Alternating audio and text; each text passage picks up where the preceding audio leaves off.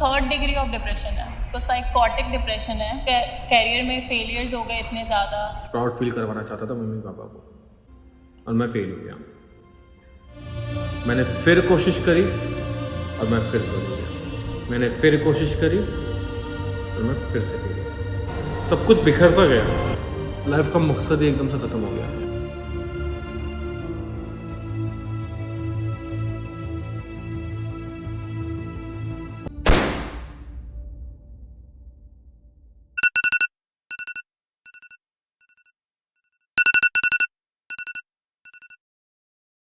Is this gonna last forever?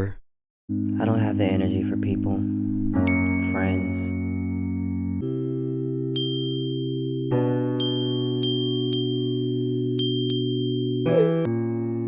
I don't have energy at all.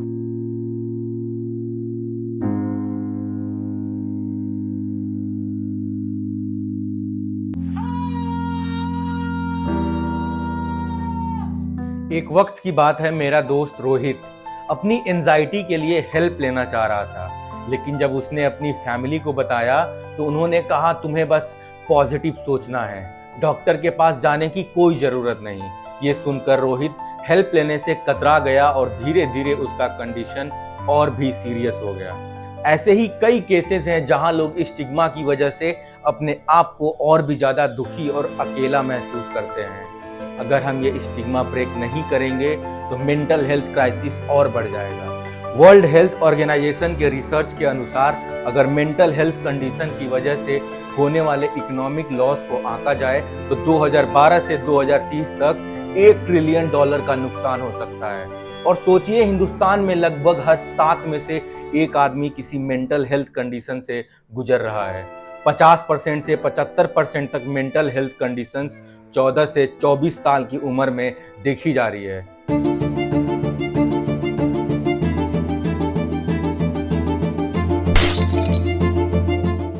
आज हम बात करने वाले हैं एक ऐसे मुद्दे पर जो अक्सर हमारे समाज में छुपाया जाता है, मेंटल हेल्थ। ये एक साइलेंट एपिडेमिक है जो हमारे आसपास फैल रहा है, लेकिन हम अक्सर इसे इग्नोर कर देते हैं। इस वीडियो में हम जानेंगे क्यों मेंटल हेल्थ इतना बड़ा इशू बन चुका है, क्यों लोग अपनी प्रॉब्लम्स को छुपाने पर मजबूर हैं और कैसे हम सब इस स्टिग्मा को तोड़ने में मदद कर सकते हैं। मेंटल हेल्थ का मतलब है हमारे इमोशनल, साइकोलॉजिकल और सोशल वेलबींग। ये एक ऐसा एस्पेक्ट है जो हमारे सोचने, महसूस करने और बिहेव करने के तरीके को संचालित करता है। लेकिन जब हम मेंटल हेल्थ इश्यूज की बात करते हैं तो सोसाइटी में एक अलग ही रिएक्शन मिलता है। अक्सर इन प्रॉब्लम्स को या तो समझा नहीं जाता या फिर इग्नोर किया जाता है। मेंटल हेल्थ कंडीशन जैसे कि डिप्रेशन, एंजाइटी, बाइपोलर डिसऑर्डर और पीटीएसडी बहुत कॉमन है, लेकिन इन्हें मजाक या वीकनेस समझकर डिसमिस कर दिया जाता है। भारत में करीब 56 मिलियन लोग डिप्रेशन से जूझ रहे हैं और 38 मिलियन लोग एंजाइटी डिसऑर्डर से, लेकिन लोग हेल्प लेना अवॉइड करते हैं और उनका कंडीशन और बिगड़ता चला जाता है। इंडिया में मेंटल हेल्थ को लेकर स्टिग्मा इतना गहरा है कि अक्सर लोग अपनी प्रॉब्लम्स को शेयर नहीं करते या उन्हें छुपाने की कोशिश करते हैं। सोसाइटी में किसी भी मेंटल हेल्थ इशू को वीकनेस या पागलपन समझा जाता है। अगर किसी ने अपने डिप्रेशन या एंजाइटी के बारे में बात की तो लोग उसका मजाक बनाते हैं या उसे अलग कर देते हैं। अब कुछ रियल लाइफ एग्जांपल्स के थ्रू समझते हैं कि इंडिया में मेंटल हेल्थ की क्या सिचुएशन है और कैसे लोग इससे डील कर रहे हैं। मीरा एक यंग प्रोफेशनल थी जो अपने जॉब में बहुत अच्छा कर रही थी, लेकिन जॉब के स्ट्रेस और वर्क लाइफ बैलेंस मेंटेन करने के प्रेशर में वो डिप्रेशन में चली गई। जब उसने अपने बॉस से एक ब्रेक लेने की बात की तो उन्होंने कहा, तुम्हें ब्रेक की कोई ज़रूरत नहीं है, तुम्हें बस हार्डवर्क करना है। मीरा ने अपनी कंडीशन को इग्नोर किया, जिससे उसके डिप्रेशन सिम्टम्स और सीवियर हो गए। अंजलि एक यंग मदर थी जो अपने बच्चे के जन्म के बाद पोस्टपार्टम डिप्रेशन से जूझ रही थी, लेकिन सोसाइटी ने उसे ये समझाया कि ये सब नॉर्मल है और उसे इग्नोर करने को कहा। अंजलि ने अपने सिम्टम्स को सीरियसली नहीं लिया, जिससे उसके रिश्ते अपने फैमिली और बेबी के साथ बिगड़ने लगा। ऐसे अनेक रियल लाइफ एग्जाम्पल्स हमें ये दिखाते हैं कि कैसे मेंटल हेल्थ इश्यूज को सीरियसली नहीं लिया जाता, जिससे ऐसे केसेस और भी सीवियर हो जाते हैं। हम सब सुशांत सिंह राजपूत के केस से वाकिफ हैं, जो एक टैलेंटेड एक्टर थे लेकिन उन्होंने अपनी जान ले ली।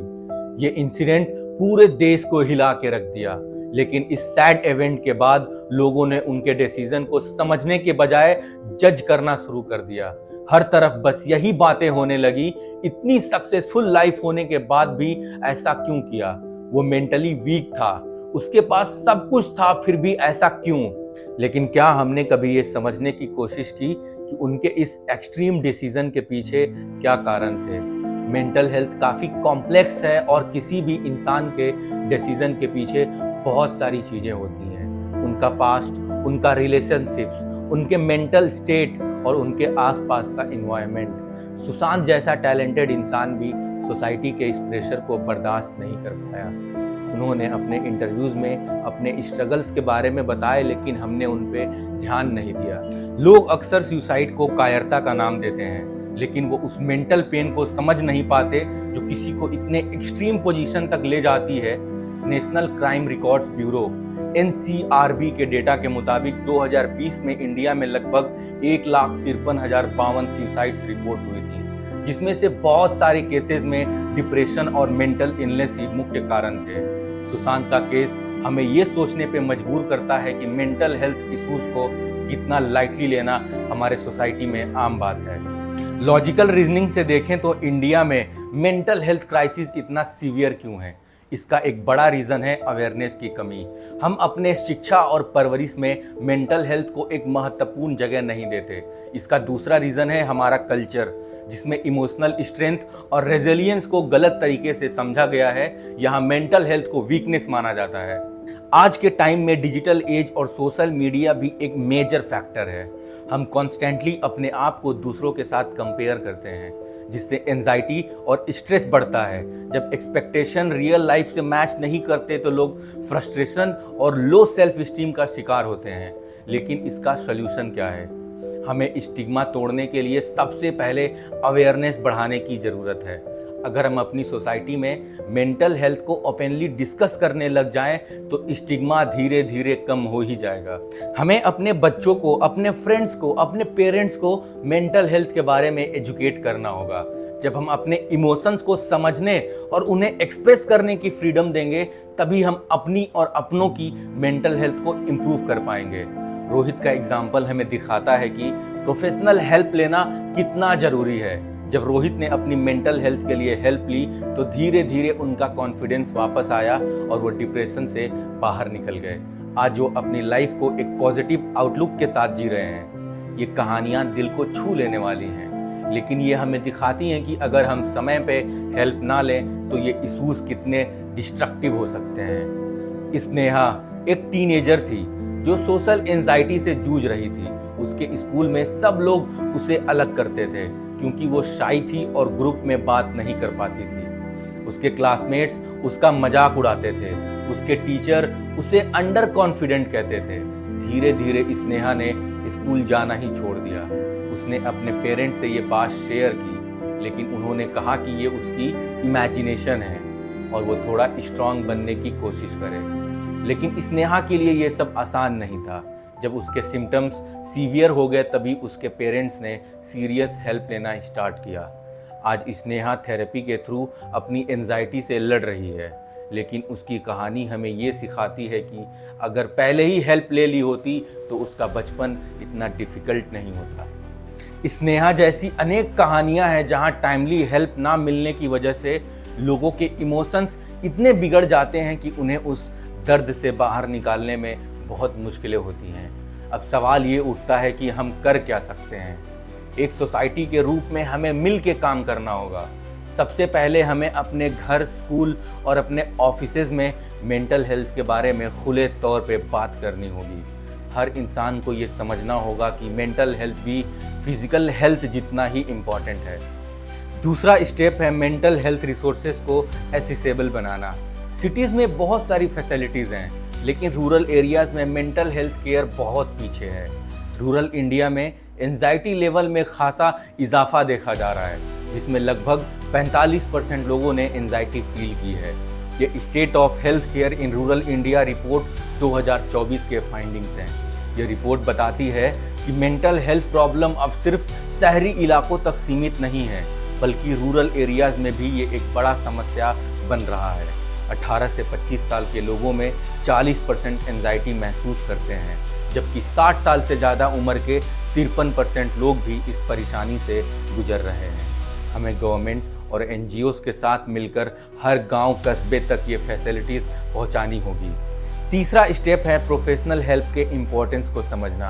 अगर आप या आपका कोई अपना मेंटल हेल्थ इशू से जूझ रहा है तो बिना शर्माए प्रोफेशनल हेल्प लेने के लिए इनकरेज करें। थेरेपी या काउंसलिंग लेने में कोई बुराई नहीं है, बल्कि ये एक ज़रूरी कदम है अपने आप और अपनी लाइफ को सुधारने के लिए। दोस्तों, मेंटल हेल्थ को इग्नोर करना अपने आप के साथ नाइंसाफ़ी करने जैसा है। हर एक इंसान की मेंटल हेल्थ इश्यूज से लड़ने की अपनी कहानी होती है। हमें उन्हें सुनने, समझने और सपोर्ट करने की ज़रूरत है। आज के टाइम में अगर हम स्टिग्मा तोड़ने का फैसला ले लें तो कल हम एक हेल्दी और हैप्पी सोसाइटी बना सकते हैं। अगर आप या आपका कोई अपना मेंटल हेल्थ इशूज से गुजर रहा है तो प्लीज़ किसी प्रोफेशनल से हेल्प लें। एक छोटा सा कदम आपकी लाइफ में बहुत बड़ा फ़र्क ला सकता है। और अगर ये वीडियो आपको हेल्पफुल लगी तो इसे अपने दोस्तों के साथ शेयर करें, क्योंकि शायद आपके एक शेयर से किसी की लाइफ बदल जाए। हमारी अगली वीडियो तक अपना और अपनों का ख्याल रखिए और याद रखिए, मेंटल हेल्थ भी उतना ही इम्पॉर्टेंट है जितनी फिजिकल हेल्थ। जय हिंद।